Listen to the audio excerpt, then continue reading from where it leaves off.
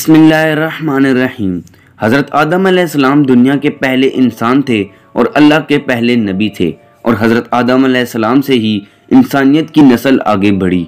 आज की इस ज़ेर नज़र वीडियो में हम हज़रत आदम अलैहिस्सलाम की पैदाइश का मुकम्मल वाक़या बयान करेंगे।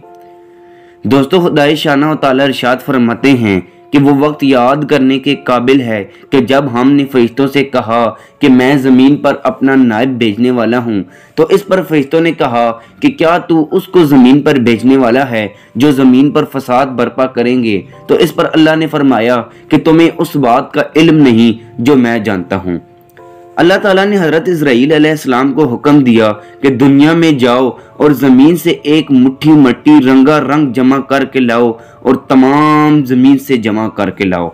हज़रत इस्राईल अलैहिस्सलाम ने अल्लाह के हुक्म से मट्टी लाई और अल्लाह के हुक्म से उस मट्टी को ताइफ और मक्का के दरमियान में रखा गया। जब उस मट्टी को ताइफ और मक्का के दरमियान में रखा गया, फिर अल्लाह ने अपनी रहमत से बारिश बरसाई और मट्टी को गूंदा गया और हज़रत आदम अलैहिस्सलाम का पुतला तैयार किया गया और 40 साल तक वो पुतला इसी हालत में रहा। उसके बाद अल्लाह ने रूह को हुक्म दिया कि वो हज़रत आदम अलैहिस्सलाम के बदन में दाखिल हो जाए।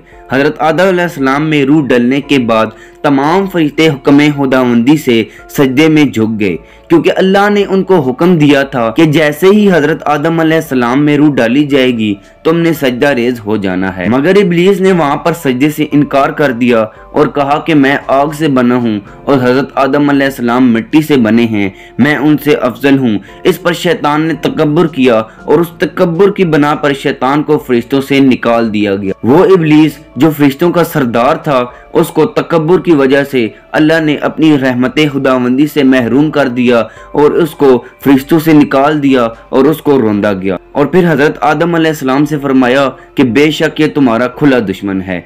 अल्लाह ने हज़रत आदम अलैहिस्सलाम से फरमाया कि तुम जन्नत में रहो, खाओ पियो, मगर उस दरख्त के पास हरगिज न जाना जिससे मना किया गया है। इसका फल हरगिज न खाना, इस फल को खाने से मना किया गया है। हज़रत आदम अलैहिस्सलाम जन्नत में रहने लगे और फिर इनकी पसली से हज़रत हव्वा अलैहिस्सलाम को पैदा किया गया। उनका हुस्न जमाल इतना था कि 100 हिस्सों में से 90 हिस्से इनको दिए गए और बाकी 10 हिस्से में से तमाम आलम में तकसीम हुए।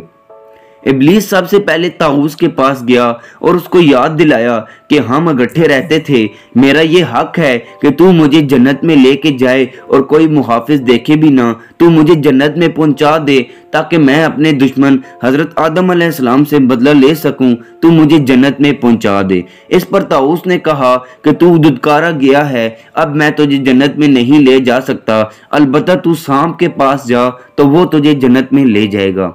ये सुनकर इब्लीस सांप के पास गया और उसने सांप से कहा कि तुम्हें मेरी मदद करनी होगी, मैंने अपने दुश्मन हज़रत आदम अलैहिस्सलाम से बदला लेना है। आपने उसकी बात सुन ली और सांप उसे जन्नत तक ले गया। इब्लीस जन्नत में जाते ही हज़रत आदम अलैहिस्सलाम के पास गया और रो रो के कहने लगा कि मुझे अफसोस से ये कहना पड़ रहा है कि तुम्हें जन्नत से निकाल दिया जाएगा और दुनिया में भेजकर मौत देकर वापस लौटाया जाएगा।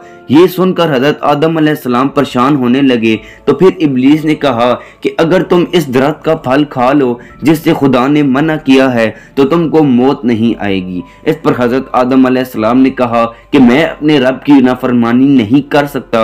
इब्लीस ने कसम खाकर कहा कि मैं सच कह रहा हूँ, अगर तुमने उस दरख्त का फल खा लिया तो तुम्हें मौत नहीं आएगी। ये सुनकर हज़रत आदम अलैहिस्सलाम इब्लीस के जाल में आ गए और इब्लीस उनको अपने वसवसों से बहकाने में कामयाब हो गया। इस तरह इब्लीस ने हज़रत हव्वा अलैहिस्सलाम से भी कहा कि आप जाएं और उस दरख्त का फल खाएं जिससे मना किया गया है तो आपको मौत नहीं आएगी। तो हज़रत हव्वा अलैहिस्सलाम भी उनके वसवसों में आ गईं और दोनों ने हज़रत आदम अलैहिस्सलाम और हज़रत हव्वा अलैहिस्सलाम ने जन्नत का वो फल खा लिया जिससे मना किया गया था। तो इसके बाद अल्लाह ने उन दोनों से अपनी नाराज़गी का इजहार किया और उन दोनों को जन्नत से निकाल दिया गया।